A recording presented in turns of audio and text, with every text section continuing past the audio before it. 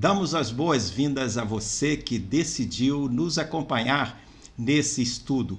Seguimos com a série sobre o livro de Isaías e nessa oportunidade nós estudaremos o capítulo de número 55.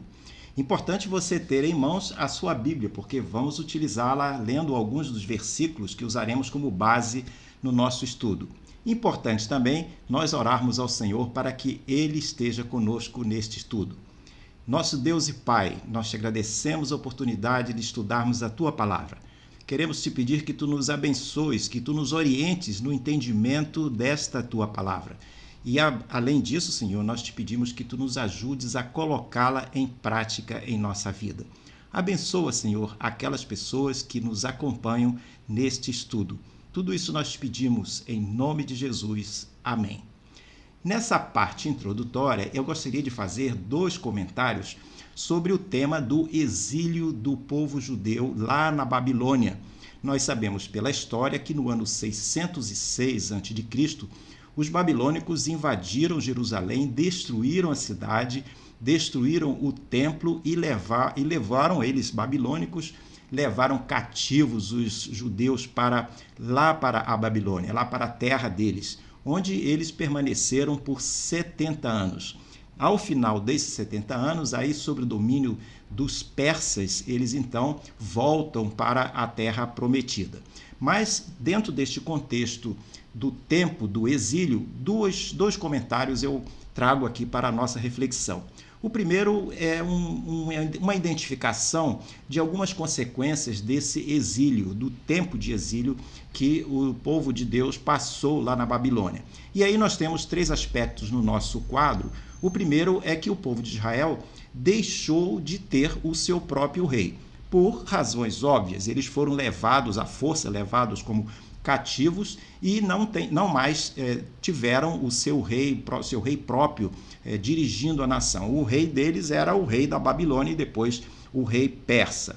Nessa condição, então, eles de exilados, eles deixaram de ter o seu rei que os governasse e o povo também deixou de ter o seu sistema de realeza. Nunca mais eles tiveram um rei que voltasse a reinar como havia acontecido nos anos anteriores. Houve, portanto, uma crise de credibilidade entre eles, porque eles acreditavam que a dinastia de Davi, segundo promessa que eles já haviam recebido, que a dinastia de Davi duraria para sempre. O rei Davi teria a sua dinastia de tal sorte que duraria para sempre. Como então ela estaria durando se a monarquia do reinado de Israel havia sido interrompida com aquele exílio? Então era uma dificuldade que eles apresentavam nesse primeiro ponto. Então o povo de Israel deixou de ter o seu próprio rei. O segundo ponto é que a compreensão religiosa deles, de alguma forma, foi alterada. O templo havia sido destruído e isso aconteceu apesar da maioria das pessoas terem a convicção de que o templo era destrutível, porque afinal de contas era a casa de Deus, era algo inviolável. A cidade de Jerusalém também era uma cidade sagrada, considerada inviolável, indestrutível, e efetivamente não foi isso que aconteceu. Tanto o templo como a cidade foram destruídos. Então, no exílio, a falta de um templo gerou uma crise de fé tremenda entre o povo que estava exilado. Porque como que eles iriam adorar Deus se não havia mais um templo para que isso acontecesse? O terceiro ponto que nós chamamos a atenção é o papel da terra prometida naquela circunstância deles. E esse papel foi reavaliado, porque a terra era considerada uma terra santa, uma terra prometida, uma terra que serviu de unificação entre todas as tribos. E, no entanto, agora a terra continuava a existir, mas estava distante lá na Palestina e eles estavam presos aqui, cativos, na Babilônia.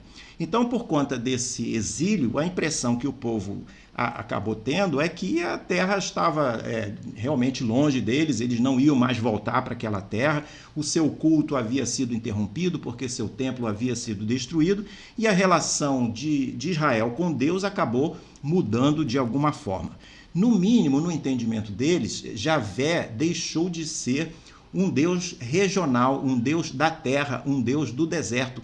como de um modo geral era a cultura dos povos daquela época. A cultura daqueles povos, eles acreditavam que os seus deuses, melhor dizendo, eram deuses nacionais, eram deuses da terra. E, de certa forma, os judeus acabavam pensando ou acabavam sendo influenciados por isso. E eles acabaram, então, descobrindo, né, ou concluindo que Deus não era apenas o Deus do deserto, não era apenas o Deus da terra de Israel, mas era um Deus que trabalhava em fronteiras, em outras terras, né, ultrapassando as suas próprias fronteiras.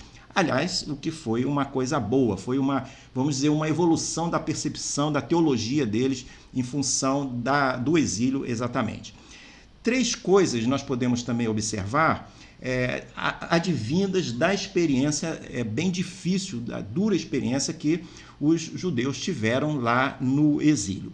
Vamos dizer, a primeira coisa que nós podemos observar, além das que nós já comentamos há pouco, é que o distanciamento que eles acabaram vivendo fez com que eles tivessem uma fé mais desenvolvida. Eles sofreram bastante, eles tiveram as suas dúvidas, mas de qualquer maneira nós podemos dizer que houve uma maior tenacidade na fé dos exilados. E eles acabaram procurando e desenvolveram uma religião, uma resposta religiosa muito mais pessoal, porque sem o templo e exilados e em condições adversas, a tendência foi cada um buscar se aproximar de Deus. Então a religião passou a ser mais individualizada para eles à medida que Jerusalém tinha ficado para trás e o templo também havia ficado para trás.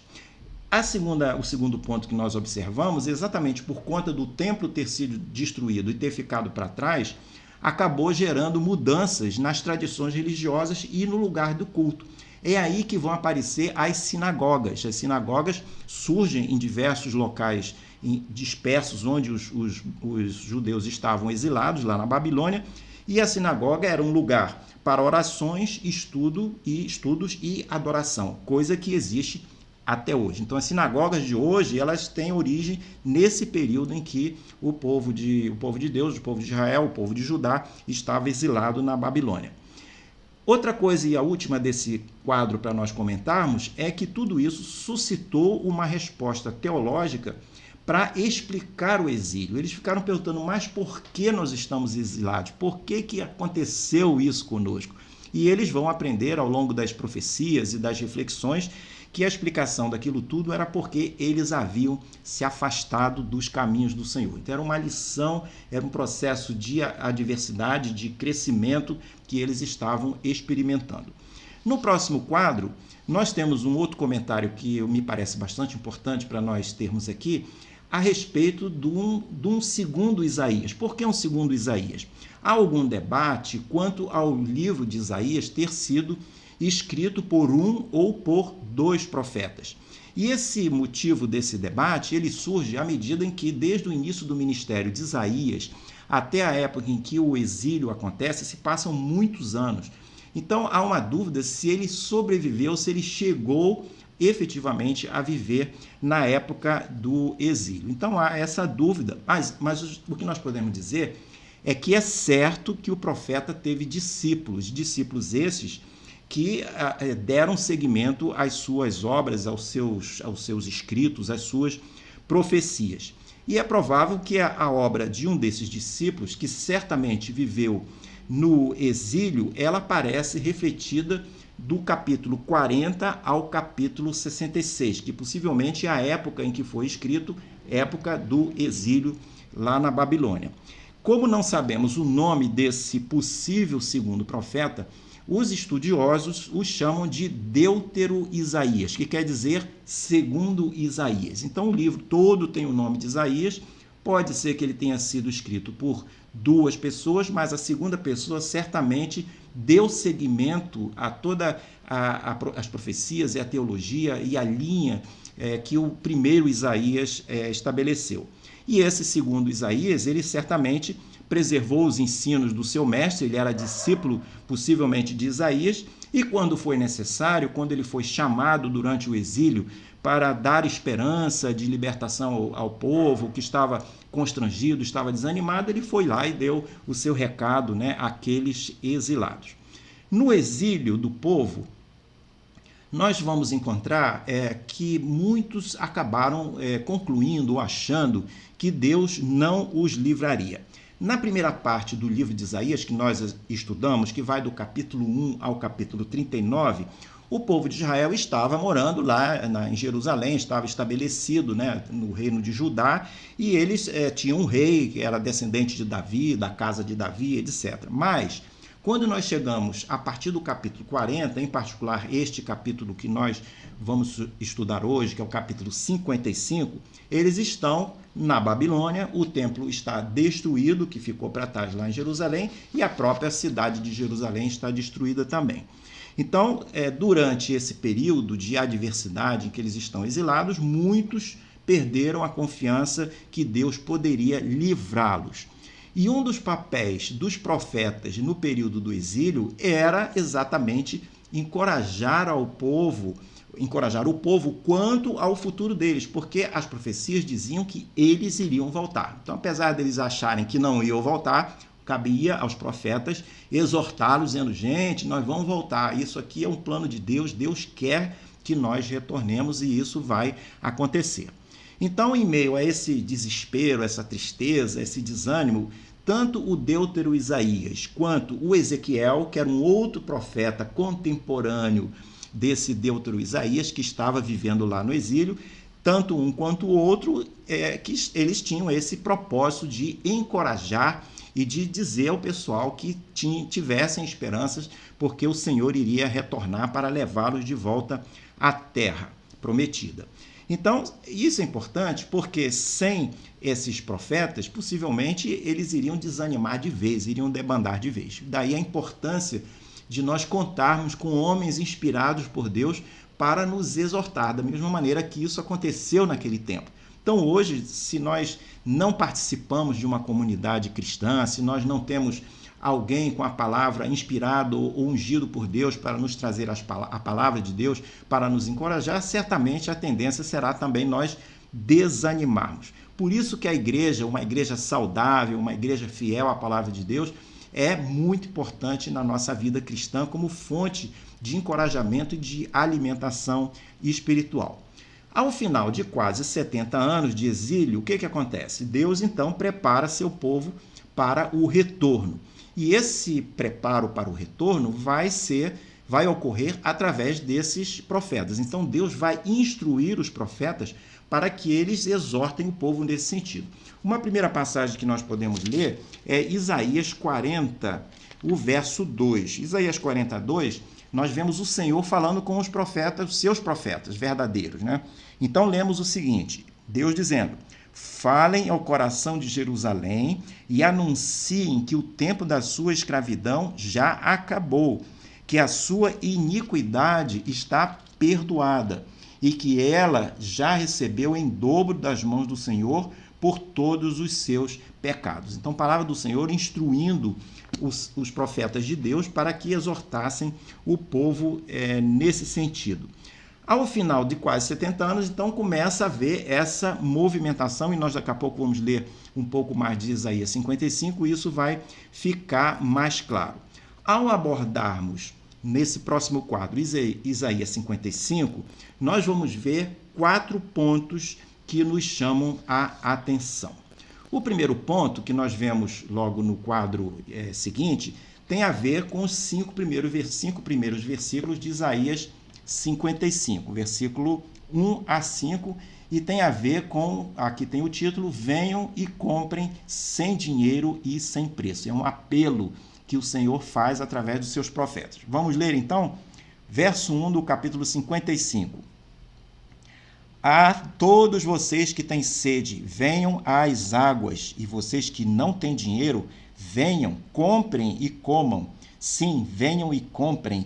Venham e comprem sem dinheiro e sem preço, vinho e leite, porque vocês gastam o dinheiro naquilo que não é pão e o seu suor naquilo que não satisfaz.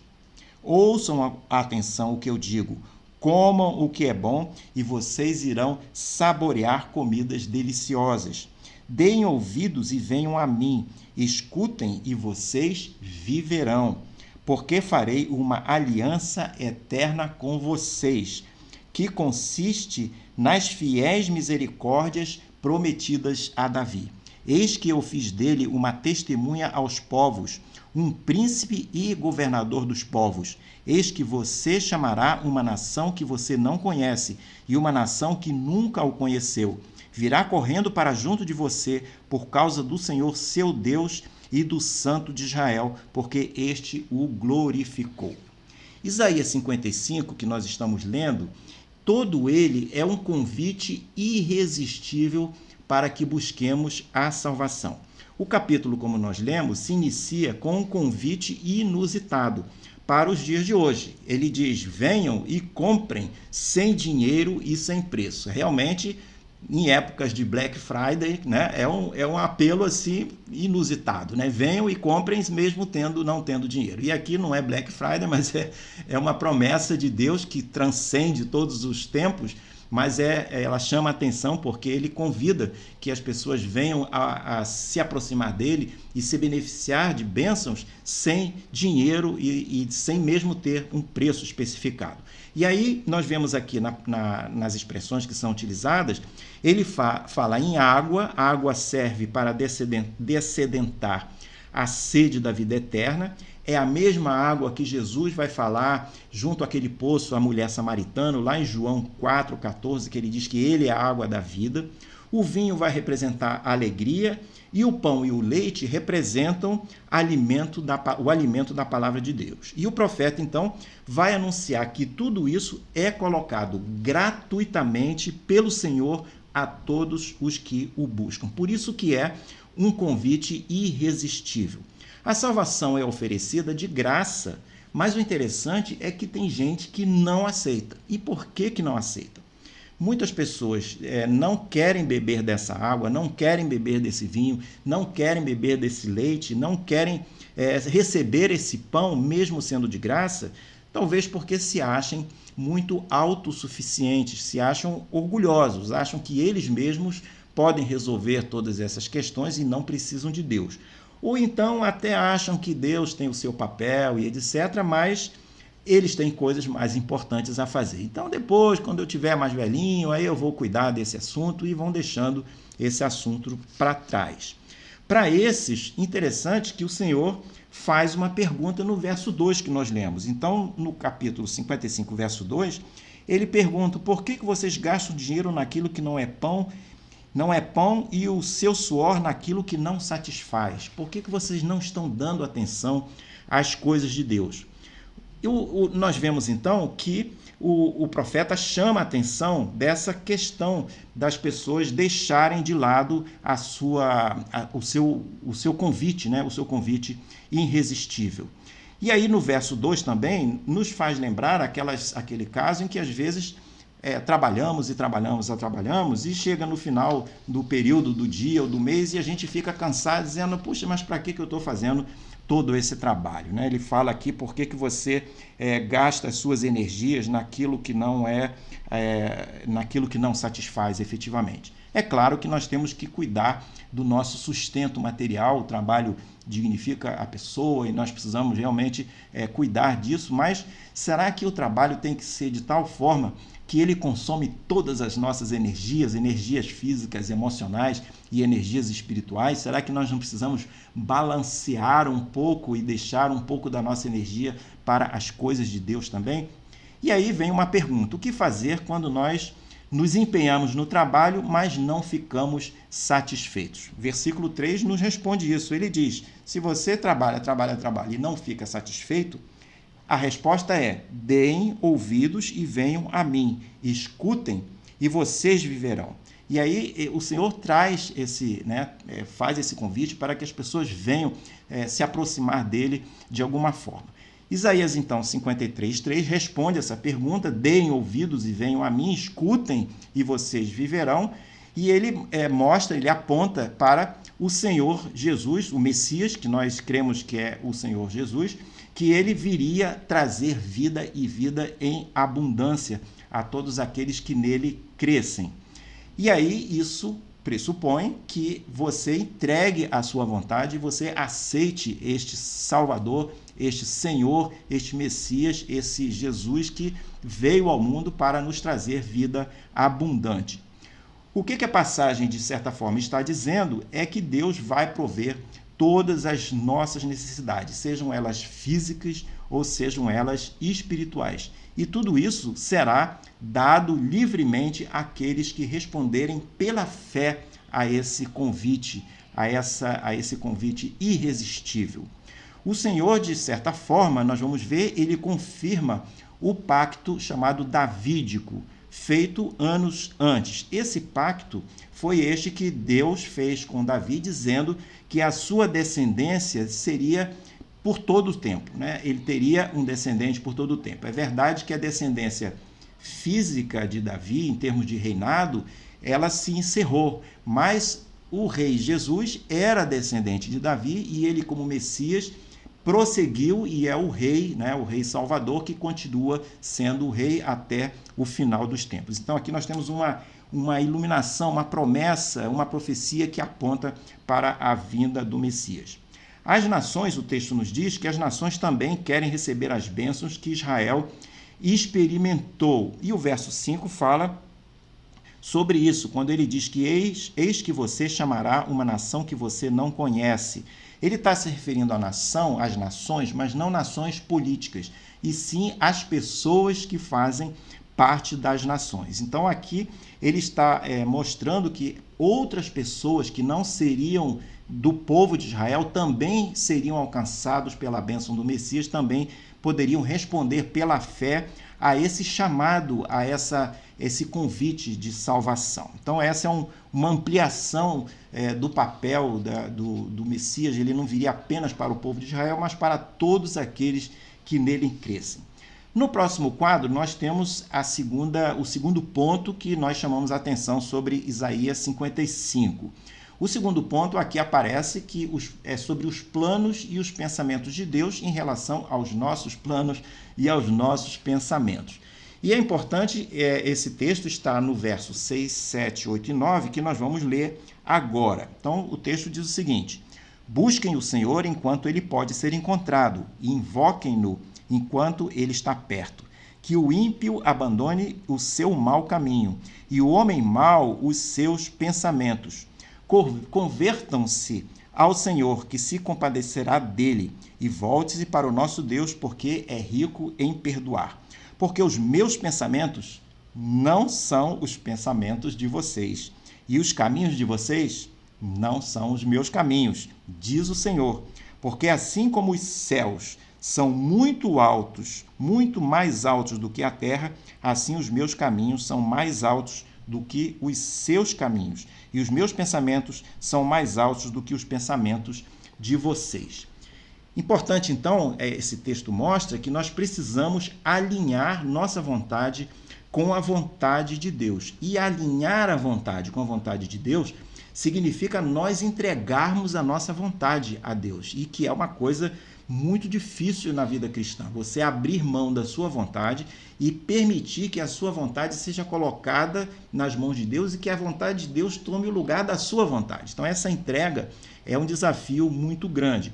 Algumas pessoas até se propõem a entregar a vida e os seus planos a Deus, mas encontram tantas dificuldades que acabam seguindo a sua própria vontade, ou seja, na prática elas não entregam. Às vezes só vão procurar Deus se algo der errado. A tendência é seguir fazendo o que elas mesmas definem como planos e vão seguindo a vida, e se der errado, então elas procuram Deus. Mas a palavra de Deus nos ensina diferente, ensina que nós devemos entregar a nossa vontade, os nossos planos, a nossa vida nas mãos de Deus. E isso vai nos trazer benefícios. Durante o exílio, nós aprendemos que muitos israelitas, como nós mencionamos, pensaram que estava tudo perdido, que eles não iam voltar. É o que aparece, de certa forma, no verso 6, porque diz assim, a exortação é: busquem o Senhor enquanto ele pode ser encontrado.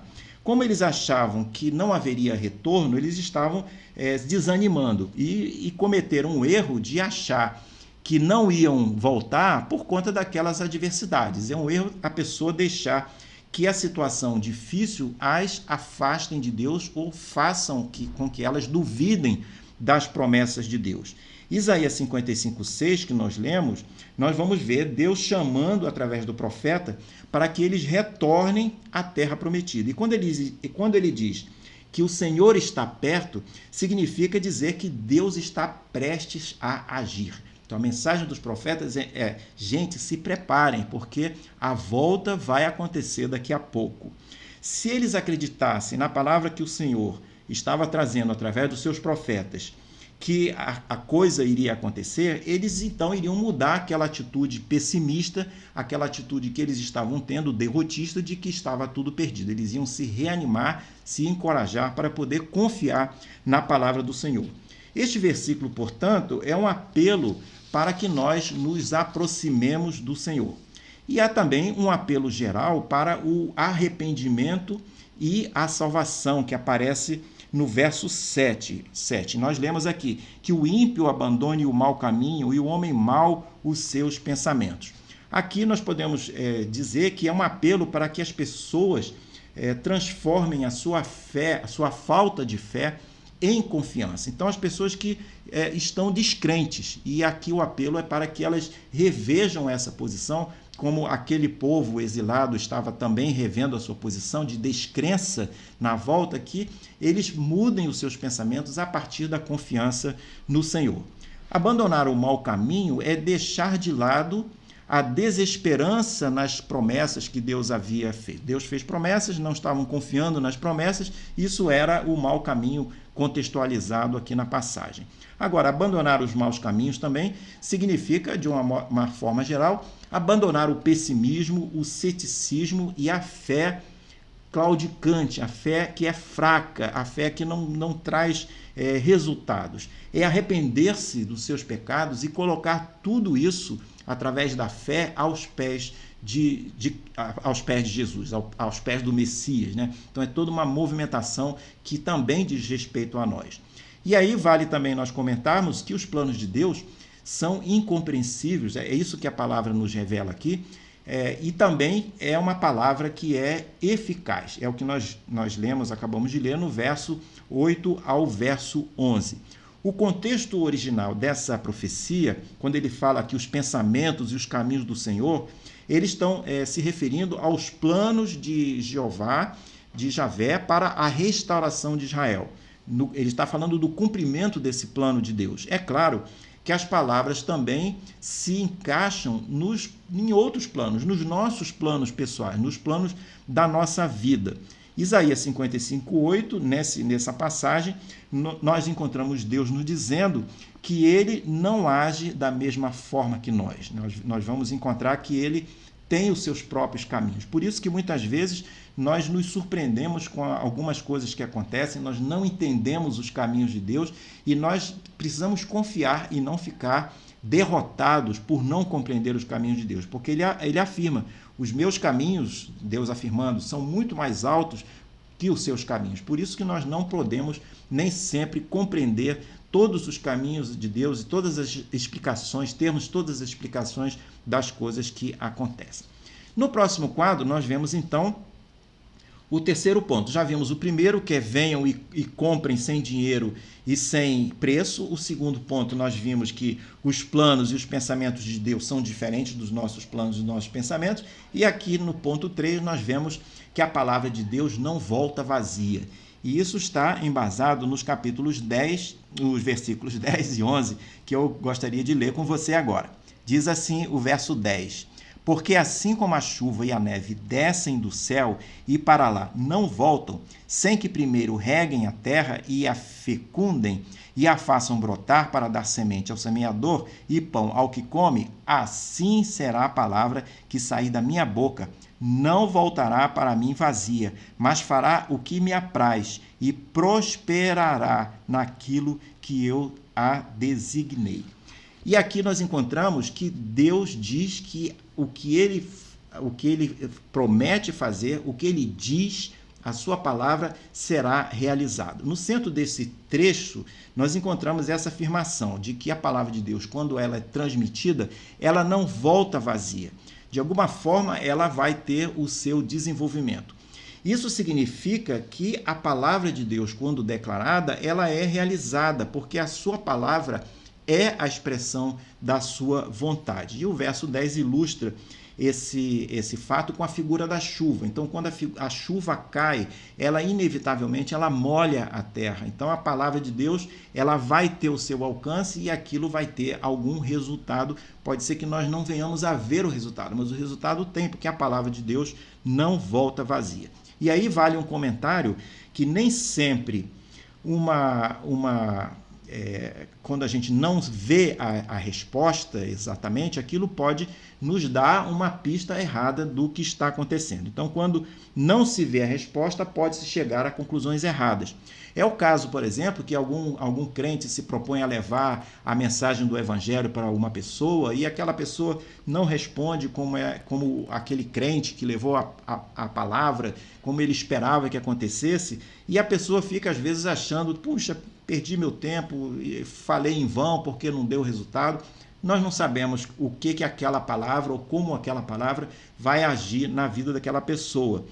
E também vale quando nós estamos, às vezes, num culto, numa igreja, e vemos um pastor trazendo um sermão, fazendo um apelo, e ninguém levanta a mão para responder aquele apelo, e fica aquela sensação, puxa, ninguém se converteu, acho que perdemos o nosso tempo. Não vale nós pensarmos assim, porque nós não podemos conhecer todos os caminhos do Senhor, nós não sabemos como que aquela palavra vai ser trabalhada, como que ela vai se frutificar e como que ela vai trazer algum resultado. E aí vale nós observarmos que nem sempre uma resposta será uma resposta. Não podemos, pelo fato de não haver resposta, concluir que não houve resposta. Às vezes aquela não resposta é aparente e ela de alguma forma terá uma resposta depois. Pode ser que nós não venhamos a vê-la, mas ela terá, porque a palavra de Deus não volta vazia. Então nós vemos nesse verso 10 e 11 de Isaías 55, nós encontramos o Senhor dizendo textualmente, claramente, que a sua palavra não volta vazia, mas ela vai prosperar naquilo que o Senhor se designar, naquilo que o Senhor definir como sendo a sua vontade, ela vai prosperar. E aí o último ponto desse quadro é que a palavra entregue fará o seu devido efeito na vida de quem a escutou. Isso é uma outra forma de dizer que a palavra não volta vazia. E cabe a nós, como cristãos, apenas entregar a palavra, né, ou apoiar quem entrega e não ficar preocupado se o resultado vai aparecer ou se o resultado não vai aparecer. Porque o Senhor da seara é que estará incumbido de fazer crescer aquela semente, aquela palavra que foi semeada no ouvido, na mente, né, na vida de uma pessoa. E vale para nós também, porque às vezes nós ouvimos uma palavra de exortação, uma palavra bíblica, e aquilo às vezes não traz um resultado imediatamente para nós, fica às vezes guardado na nossa memória, e às vezes a gente nem lembra muito bem, mas num dado instante, quando estivermos em oração, aquela palavra às vezes volta à nossa mente, de certa forma nos dá um recado no momento certo, de acordo com a vontade de Deus. Portanto, importante nós lembrarmos que a palavra de Deus nunca volta vazia. No próximo quadro, encontramos então o quarto e último ponto sobre o ponto de destaque que nós trazemos sobre o capítulo 55 de Isaías, e que se refere aos versos 12 e 13 que vamos ler nesse momento. Vocês sairão com alegria e em paz serão guiados. Os montes e as colinas romperão em cânticos diante de vocês, e todas as árvores do campo baterão palmas. Em lugar do espinheiro crescerá o cipreste, e em lugar da sarça crescerá a murta. E isso será glória para o Senhor e sinal eterno que nunca se apagará. Os tipos de planta que nós encontramos no verso 13 representam problemas e soluções. O texto fala em quatro tipos de plantas, não sei se você observou. E elas são agrupadas 2 a 2 porque duas se contrapõem a outras duas. Então, do lado nós temos o espinheiro e a sarça, e do outro nós temos temos o espinheiro e o cipreste, se contrapondo, e do outro lado nós temos a sarça e a murta se contrapondo. Então são 4 plantas, 2 ruins e 2 boas, e elas estão se contrapondo uma com outra. Então nós vemos, por exemplo, o espinheiro e a sarça são plantas que machucam ou fazem mal. O texto afirma que em lugar do espinheiro crescerá o cipreste, e em lugar da sarça crescerá a murta. Percebem como tem a oposição da planta ruim sendo substituída pela planta boa. E aí, aplicando, nós podemos dizer que algumas adversidades vêm de pessoas que são como o espinheiro. Por exemplo, essas pessoas têm o espinho destrutivo da maledicência ou da crítica crescendo dentro dessas pessoas. Então, são pessoas que são do time dos espinheiros. Quando alcançado pelo Senhor, o espinheiro pode ser transformado em cipreste. E aí os espinhos da maledicência e da crítica são trocados pelo cipreste da misericórdia e da compreensão. O cipreste, nós sabemos, é usado para fins medicinais também. É usado para várias coisas, entre eles o fim medicinal. Por exemplo, em forma de óleo ou de chá, para tratamento de problemas circulatórios. Ele também é usado como planta ornamental nas paisagens, nos caminhos, e, obviamente, quando ele é usado dessa maneira, ele pode trazer alegria para aqueles lugares. Outras adversidades vêm de gente que é como a sarça, né? Que se comporta como a sarça. O fruto da sarça é venenoso. E aí, aplicando, essas pessoas abrigam, por exemplo, abrigam a sarça da inveja. E a inveja é uma coisa venenosa também, uma coisa que faz mal. Mas a palavra de Deus nos diz que o Senhor poderá transformar essas sarças em murta, que é uma planta boa.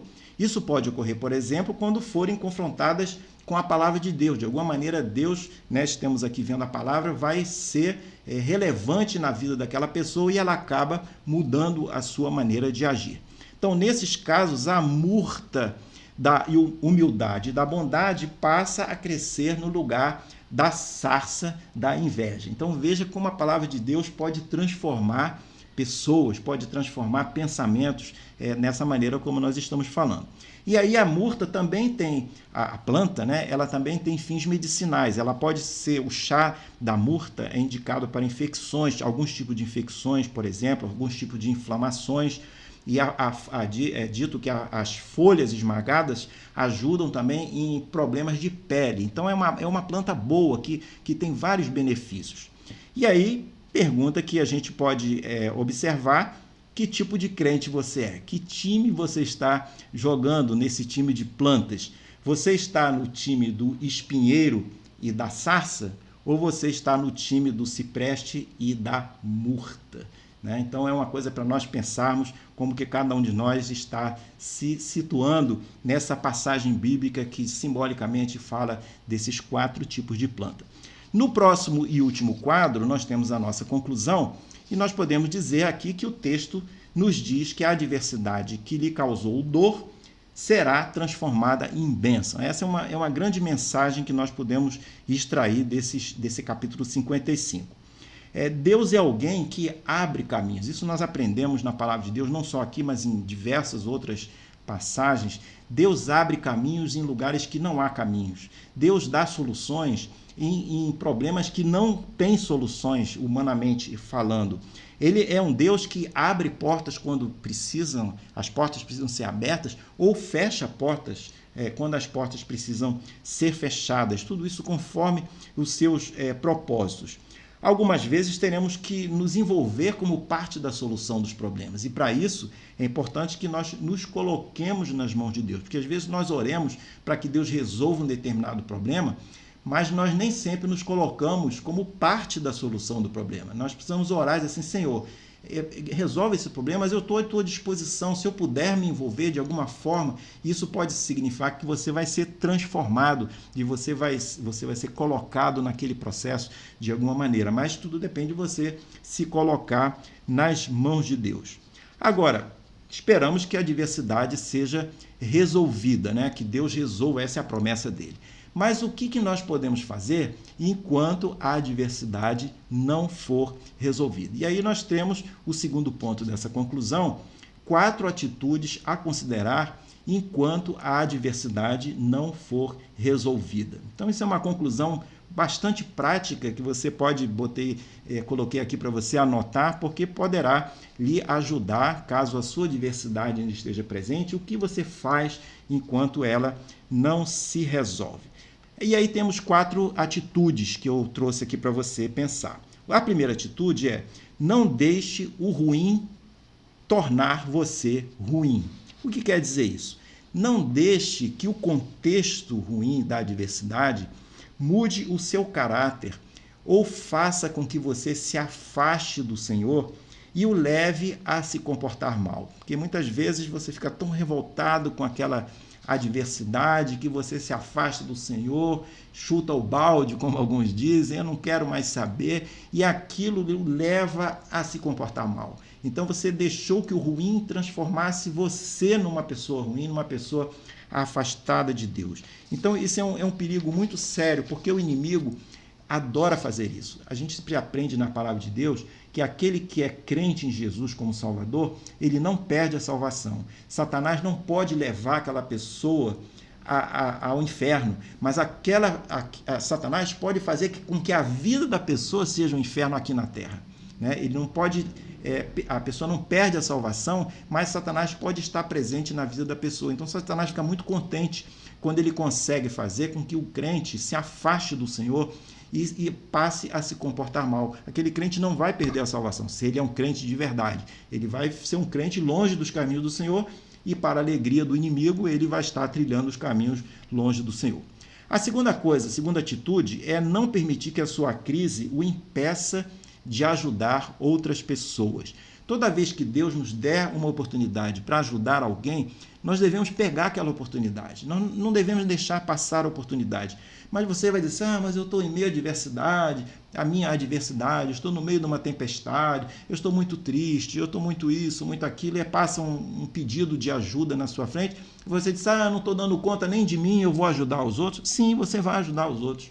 Se você tiver um mínimo de energia ainda e aparecer uma oportunidade de você ajudar alguém, ajude alguém, mesmo que você esteja vivendo a sua crise, a sua tempestade difícil. É importante, então, que você seja bom com os outros, mesmo que você não goste da pessoa, que você seja fonte de bênção para essa outra pessoa. E isso tem uma grande virtude nisso, é que o simples fato de você decidir ajudar os outros é uma forma de você começar a resolver a sua adversidade. Contribui para você resolver a sua adversidade. Contribui para que você saia daquela crise, se você for responsivo às necessidades das pessoas que tiverem ao seu derredor. Então, não permita que a sua crise impeça você de ajudar outras pessoas. Terceira atitude, não deixe a adversidade apagar o seu dom. Isso quer dizer, lembra que todos nós, aprendemos na palavra de Deus, todos nós temos algum dom do Espírito Santo que nos permite usar esse dom no serviço cristão. Qualquer que seja o dom que você tenha, você deve sempre procurar colocá-lo em funcionamento, usá-lo, colocá-lo nas mãos de Deus e servir ao Senhor com aquele dom que você possui. E nossos dons devem ser usados sempre, não só quando a gente estiver bem de vida, não. A gente deve procurar usar os dons sempre, mesmo que você esteja chateado, mesmo que você esteja revoltado, você se chateou na sua igreja, eu não vou mais cantar, não vou mais participar da atividade do coral, eu vou me afastar, eu não quero saber disso, estou chateado, estou no meio da minha adversidade. E a palavra de Deus nos ensina que a gente não deve colocar de lado, abafar, apagar o dom que a gente tem por conta da adversidade que a gente está vivendo. A gente não deve desperdiçar as oportunidades. E aqui fica uma lição rápida, uma lembrança da história de José, que foi vendido no Egito. José saiu da prisão para governar o Egito porque ele usou o dom que Deus havia lhe dado enquanto ele estava na prisão. Olha só que importante, ele estava preso, ele estava no seu exílio, ele estava na sua tempestade, ele estava na sua adversidade, e durante essa tempestade ele utilizou o seu dom, que era de interpretar sonhos. E foi exatamente isso que permitiu com que ele saísse da prisão e fosse governar o Egito. Imagine se ele dissesse, eu só vou usar os meus dons o dia que eu sair da prisão. Ele talvez nunca viesse a sair da prisão por conta daquilo. Então a mensagem aqui é: não deixe a adversidade apagar o seu dom. E a quarta e última aplicação da nossa reflexão aqui: não permita que a adversidade o faça duvidar de Deus. Lembrar que a presença de Deus é importante. Lembrar que a presença de um problema não significa ausência de Deus. Eu vou repetir. Lembrar que a presença de um problema não significa ausência de Deus. Deus pode estar com você na tempestade. O fato de você estar na tempestade não quer dizer que Deus esteja ausente. Pode ser, ele pode até estar longe se você também se afastar dele. Mas você procurando a presença de Deus em meio à tempestade, em meio à adversidade, em meio ao exílio que você estiver vivendo, ele estará presente com você. E se ele estiver presente com você, certamente a sua vida vai melhorar. Sua libertação do exílio vai chegar. Ficamos por aqui. Espero que você tenha gostado desse estudo. Se gostou, fale dele para os seus amigos, dê o seu like, se inscreva no canal para receber a notícia quando postarmos os próximos estudos. No próximo quadro você ainda poderá ver o panorama de todos os temas que nós estamos desenvolvendo nesse trimestre. Espero que você tenha um excelente dia e deixo aqui o meu abraço.